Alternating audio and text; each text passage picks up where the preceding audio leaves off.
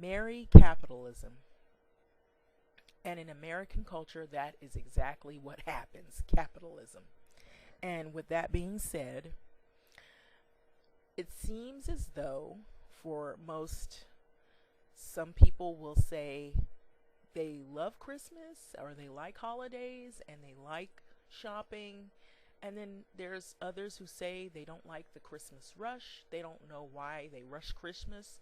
Every year it seems like Christmas is earlier and earlier, and they try to pressure people into going out and buying things that they don't need, and that Christmas is coming too early every year. And so those are the complaints. And usually they say, in the conservative world, they say that capitalists will often say left or liberals complain about capitalism and consumership. And there's a lot of back and forth between conservatives and uh, Democratic Party believers. So, I even just in general, I've seen people want to protest against Christmas coming early. And not just Christmas, but there are other holidays that come early. Every year it seems like there's already signs put out and already items put out to get you to stop and look and say, uh-oh, Christmas is right, a couple of months away, right around the corner. But in fact, it really isn't that close. It's, they just try to get you to shop earlier. So with that being said, I came across an article by a Milo from Breitbart website. And the article is entitled "Christmas is Capitalist," and that's great. And so he goes on to make his point in his article, which this article was released on the 15th of December 2016 by a Charlie Nash. So I'm just basically reading what is here. Milo praised Christmas, modern capitalist links during his talk at Minnesota State University on Thursday, pointing out that it was capitalism and Ebenezer Scrooge's wealth that allowed him to pay for Tiny Tim's medical treatment at the end of Charles Dickens's A Christmas Carol. Americans spend lots of money on Christmas. It is a big part of the economy, declared Milo. The left likes to pretend there is some kind of problem with this, but it's totally cool with Jesus. Think about the lessons from Charles Dickens's A Christmas Carol. Unlike the entertainments of today, where rich Hollywood liberals bellyache about rich Americans being evil, Ebenezer Scrooge isn't the bad guy because he makes good money. He continued, he is the bad guy because he lives a joyless and miserly existence and doesn't treat his employees well. Dickinson's issue with Scrooge isn't that he made a lot of money. It is that he didn't use any of it for charity and to help his fellow man. Think about all the good Scrooge does after he realizes the errors of his ways. None of them would be possible for a poor man, Milo explained. He pays for Tiny Tim's medical treatment, he donates to charity, and he treats his employees better. He already had wealth thanks to capitalism. He merely added some charity and virtue to go with his money. Milo continued by adding, we know that in general, conservatives who favor capitalism are more charitable and generous than liberals who favor big government. Before claiming capitalism encourages charity, while socialism discourages it. Once charity happens in the form of taxation, it turns us all into Scrooges. The early Scrooge, who was a bastard to everyone. I call him the cool Scrooge, joked Milo. From Black Friday through the last shipping day from Amazon, which is a very important day for young people who seem to forget you can purchase presents in person instead of having them shipped. Christmas is a vital part of American capitalist culture. And so there are written remarks, which I almost enjoy them even more so than the article in and of itself, because I'd have to agree that a lot of what is said in the article, while though there are some things that you could pull apart and say, hey, wait a minute, is that all that the Christmas season should be entailed, is about money? Shouldn't we think about it more as a personal time to sit with family members that you haven't seen in a long time and socialize and catch up on old times and what's happening now and today, and maybe family members who have passed, remembering, or spending time with those who are still among you and being with loved ones, the whole wholesomeness of it, or should it just be about money? So, looking at the comments that are underneath, I'm going to read a few of them. There are names, and I'm sure that not their names, but their avatar names, or names of their what types of names that they would like to use. So this one goes, White House. I don't want to be a Grinch, but please remember the reason for the season. There is no substitute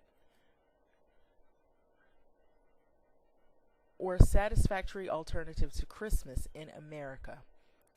It's the best time of the year, and it's American through and through.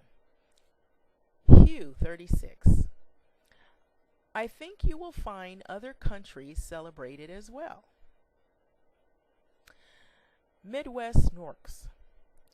Millions of people employed to make it all happen, and all of them have food on the table and provide more food for the table of those who won't or can't work. Aurelius. Christmas is about Christ, with or without capitalism. I like capitalism, but it's not what Christmas is about. Franklin Freak. When Milo is thoughtful, he's absolutely brilliant. I never thought of Dickinson in this way. Amazing insight. This just made my Christmas much better. Joe J. Christianity allows the private property. Socialism does not. Everything belongs to the state.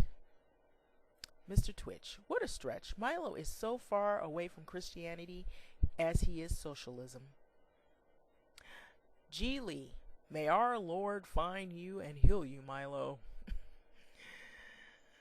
Okay, so it has several comments. I was just kind of picking out some. And if you want to read the comments for yourself, you can. If you just go to Breitbart, and it's entitled Milo, and there's a video where he reads this, in person. It's entitled Milo, Christmas is Capitalist, and that's great. And so, with that being said,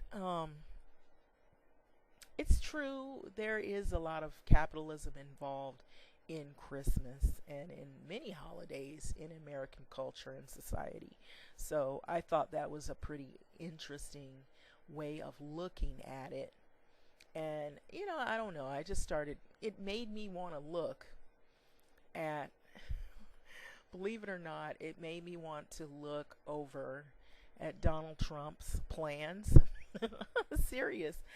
There's a lot of text, and I'm not going to go through all of it, but it says political positions of Donald Trump. So if you just look on Wikipedia, there's different political positions, and if you want to look at his plan, and also the foreseen plan overall of his, everywhere. If you want to look at how it affects race, how it affects women, how it affects all the different things that you'd worry about. I'm sure people who are feeling attacked lately would want to look at this and see what is the projected plan, and what are the effects that could affect, possibly affect yourselves, in terms of where would you fit in if you were concerned, if you fit in any of the minority groups or those social groups that you feel may be impacted by a Trump presidency.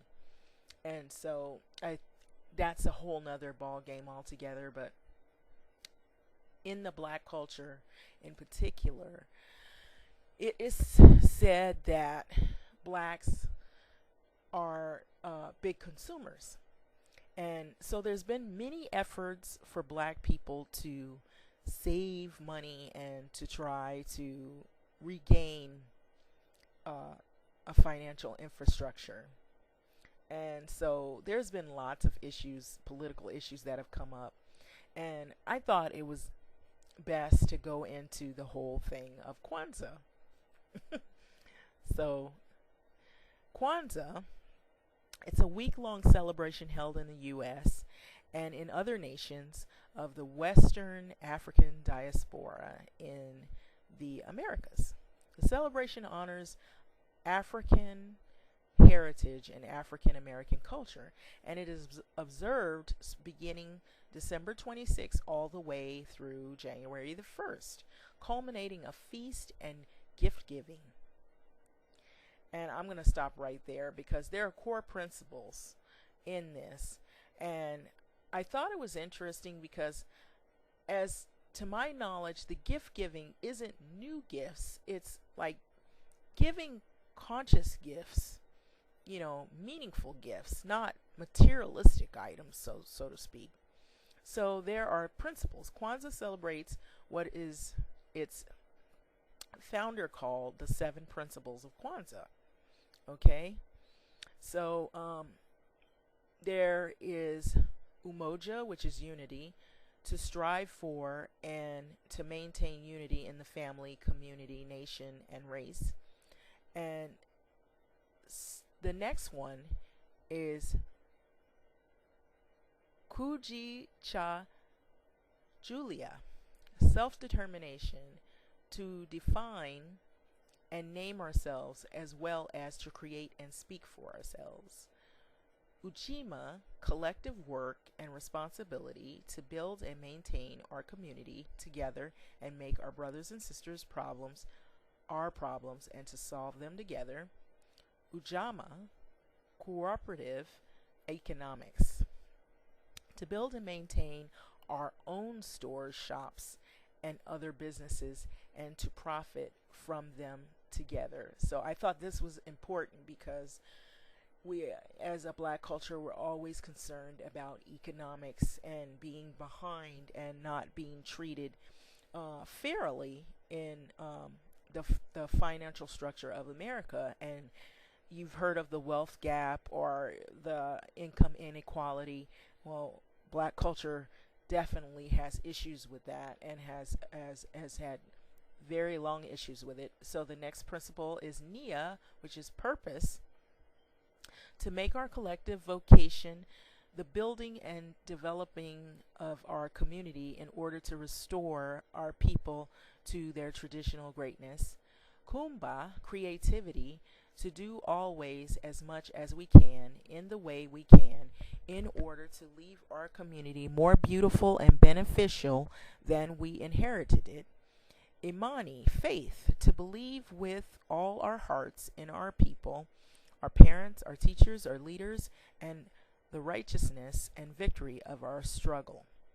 Kwanzaa celebratory symbols include a mat, candle holders, which is called the Kanara, 7 candles, and so you'll have also like crops, corn, you'll have a unity cup, then you have also some people that'll have a bandera. They'll have colors of black, red, and green, which is the flag, or the African American flag, or pride flag. So if you want to read more about it, it's also in Wikipedia. There's also kente cloth, that is a pride symbolism of African culture as well. And there's more reading up on this. So with that being said, I wanted to go back to the part, one of those principles, Ujamaa, which is cooperative economics in terms of black culture. So with that, I've heard of, there's certain like people on YouTube who are, pertain to the black culture, and they'll say boycott Black Friday and whatnot. So here's like a little graph here. What Americans think of capitalism. You can kind of read it. So 14% think the next generation will be richer, safer, and healthier than the last. 49% think free enterprise is better than lifting people out of poverty and than the government. And it reads more and more and more. You can see that. 55% think the rich get richer.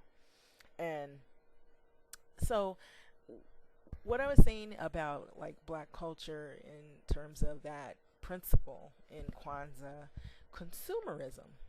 And see, you see here child poverty and, some of the third world countries, and then not even the third world countries, right here in America, poverty. Whenever you hear anything about poverty and poor,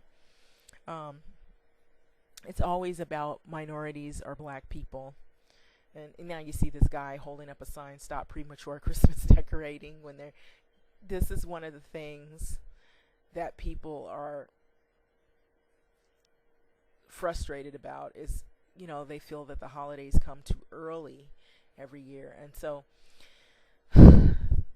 it's pressure on people who don't make a lot of money, or who don't have like a lot of income, to just go out and buy and consume all of these things that they probably don't need. And so when I was reading that article from Breitbart, you could hear some of the sentiment. Some people use a religious standpoint of view, and then others used a more political standpoint of view of how they felt about all of the holiday thing. You see this funny saying, "I know Christmas is around the corner," and this just bugs me when people prepare for it way too early. It's funny. I thought it was funny, but anyway, but we're still trick-or-treating. Walmart. Sorry, kid, childhood flies when time is money. So it's true. It seems like it comes earlier and earlier every year. And, in the black culture, like I said, I'm just shifting it back to that. It's, who has this kind of money? Some people do. I'm not saying that, if you, people, even if you don't really, some people say, well, I'm not a Christian, or I don't practice those holidays. Still people are going to partake in some of the festivities, of maybe they think they're getting a deal, or they're saving money, or things that they normally couldn't get because of the rush. And some people just hate it altogether. They hate Christmas altogether because they feel like there's too much commercialism behind it. And it's just another scheme of capitalism. And they use the holidays to capitalize. And some people feel capitalism is okay because that's what fuels the economy, the more people spend. But like I wanted to say, in the black culture, the whole talk is that we're not spending money in our own communities with black-owned businesses. And that if we want black-owned businesses to thrive, and black, in terms of economy, if we want black culture to thrive and to succeed, we have to think in a capitalistic way in terms of culture, of our culture in this society, in order to survive, and to keep the businesses open and keep them thriving, is through our black dollars, our black bucks, is what they say. And then some people say that's racist, and I've heard people saying that they're going to take all their money out of regular mainstream banks and they're going to put it in black owned banks. And some of that approach is because they feel like that there's going to be a way where they'll be able to get loans, they'll be able to be homeowners, or they'll be able to open up their businesses, might be able to thrive, and other places may not give them loans, or they may not can trust those people from other mainstream banks because of racial issues, which I'll be honest with you, that is true. There has been some scandals, even in the housing market with minority people, where you have banks that have people that are there that are they're just taking advantage of minority people who don't really have any financial literacy about how the markets are run, how housing market goes, and so they get taken for a ride, and so they give them these crazy loans that they're not able to really afford to pay off. And that's how I believe a lot of the foreclosures happen, because people were just not really financially literate.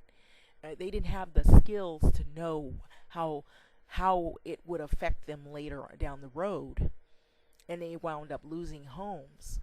So you see the people that are, the consumerism, the people, and it's all different people from all different backgrounds that are affected by it. See, that's the thing. It's not just in one group. Social economics, it's not just about one group of individuals. It can make people violent. They're shopping, there's long lines, there's a lot of pushing, there's a lot of shoving, and it can get crazy. So this is American culture. So and then there's talk that maybe, like what I was reading, where they said that instead of focusing on the xenophobia of being like so inclusive of only black culture, why don't we make it mainstream? But the owner is black, but he sells to everybody, doesn't matter. And you kind of, I get that, because like, even like, let's say most times when you go into black neighborhoods in the swap meets, who's the one that is selling their video games, the clothes, the shoes? They know your music, they know what you like, your likes and dislikes. Is Asian, like Korean store owners. And even though they're not black, they make a lot of money. And who do they make money from? People that may not be from the same culture and background, but they know what you like. And it's about the money. It's not about who's going in there and getting what. It's more about business. And you have to think like that, because if you think about it, you just want to sell to one group of people. Now you're cutting off all of the money from other groups that could buy from your business and make it thrive even better. Did you know that if each of us spent $100 a year more on local businesses instead of chain stores, it would put an extra $3 million a year into our economy? Not only that, it would create thousands of more jobs every year. Support local businesses. So if you listen to Bernie Sanders, he was saying it's better to promote local businesses, which is mainstream businesses, not just inclusive of only one group race-wise, but more the small shop owners that are in communities, local communities. And it would keep more jobs and create more money flow in communities, and it would help a lot economically. So with that being said, I thought that was some pretty good insight into at least a touches on some of the issues in American society when it comes down to the Christmas rush and consumerism and capitalism in American society.